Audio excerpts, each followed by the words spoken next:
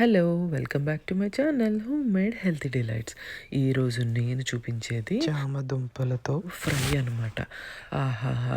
ఎంత టేస్ట్ ఉంటుందంటే పప్పుచారులోకో, సాంబార్లోకో ఒక సైడ్ డిష్ లాగా ఉండాలి అంటే ఇది పర్ఫెక్ట్ అనమాట. కొంచెం కూడా ఆయిల్ పీల్చుకోకుండా, అది గుర్తుపెట్టుకోండి. అయితే నేను చామదుంప ముక్కలు స్టవ్ మీద నీళ్ళల్లో వేసి ఉడికించుకున్నాను. దీనికి ఉప్పు వేయాల్సినంత అవసరం లేదు. ఉడికిపోయిన తర్వాత ఉడుకుతుందో లేదో మనకు తెలుస్తుంది కదా.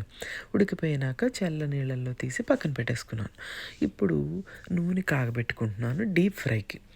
అయితే చల్ల నీళ్ళలో పక్కన పెట్టుకున్నాను కదా, దానికి స్కిన్ మొత్తం తీసి చక్కగా ముక్కలు కట్ చేసేసుకొని ఈ నూనెలో వేసేసుకుంటున్నాను. నూనె కాగిన తర్వాత నూనెలో వేసుకున్నాక మంచిగా దీనికి బ్రౌన్గా అయ్యేంత వరకు ఫ్రై చేసుకోవాలి. ఎందుకు అంటే దీనికి మరి కొంచెం జిగురు ఉంటుంది కదా, అది వద్దు అని అనుకుంటాం కదా, అందుకని. లేదు కాదు మాకు జిగురున్నా పర్వాలేదు అని అనుకుంటే డీప్ ఫ్రై చేసుకోవద్దు, అవాయిడ్ చేయొచ్చు, నో ప్రాబ్లం. ఎయిర్ ఫ్రైయర్లో వేయచ్చు కదా, ప్యాన్లో వేయచ్చు కదా అని అనుకుంటాం. అసలు ఇది ఒక్క చుక్క నూనె పీల్చదు కదా, ఇంకేంటి భయం. సో ఫ్రై చేసేసి బ్రౌన్గా అయ్యేంతవరకు ఉంచుకొని, గోల్డెన్ బ్రౌన్ అయ్యేంతవరకు ఉంచుకొని పక్కన పెట్టేసుకుంటాం. అంత నూనె మనకు అక్కర్లేదు కాబట్టి ఒక 2-3 స్పూన్లు నూనె మాత్రమే తీసుకొని దీనికి చక్కగా తాలింపు వేసుకోవచ్చు. అవాయిడ్ చేయాలనుకునే వాళ్ళు కంప్లీట్గా దీన్ని అవాయిడ్ చేయొచ్చు. ఉప్పు కారం జల్లేసుకొని అలా కూడా తినేసేయచ్చు.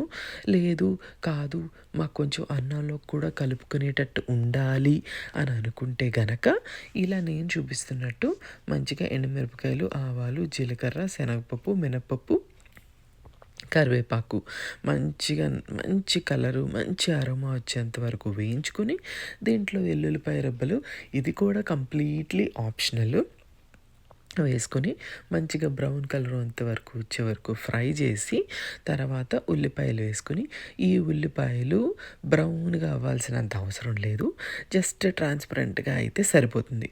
అప్పటి వరకు ఫ్రై చేసుకొని దీనికి సరిపడినంత కొంచెం పసుపు, అలాగే ఈ ఉల్లిపాయలకి సరిపడినంత కొంచెం ఉప్పు దీనికి మనం వేసేసుకొని బాగా దీన్ని కలదిప్పేసుకొని ఆ తర్వాత ఏం చేస్తామంటే ఆ కక్కలను తీసుకొని ఈ ఉల్లిపాయలతో కలిపేస్తాం. ఇప్పుడు కలిపేసిన తర్వాత చక్కగా దీన్ని మంచిగా టాస్ చేసుకుని, ఇప్పుడు మనకి బ్యాలెన్స్ ఏం మిగిలింది అంటే కారం, అంతే కదా. చక్కగా దీంట్లో కారం కూడా మంచిగా మనకు స్పైసీకి లెక్కట్టు ఎంత కావాలనుకుంటే అంత, మనం సాంబార్కో, పప్పుకో, దేనికో దానికి సైడ్ డిష్గా తినాలని అనుకుంటాం కదా, లేదు కాదు అని అనుకుంటే అన్నంతో కలవాలి కదా, అందుకని దీనికి మంచిగా కారం కూడా వేసేసుకొని చక్కగా మీ దగ్గర కొత్తిమీరలు అలాంటివి ఏమన్నా ఉంటే అవి కూడా వేసుకుంటే చాలా అంటే చాలా టేస్ట్ బాగుంటుంది. చాలా ఫాస్ట్గా అయిపోయే రెసిపీ అన్నమాట ఇది. అంతేనండి, మన ఫ్రై రెడీ అయిపోయింది.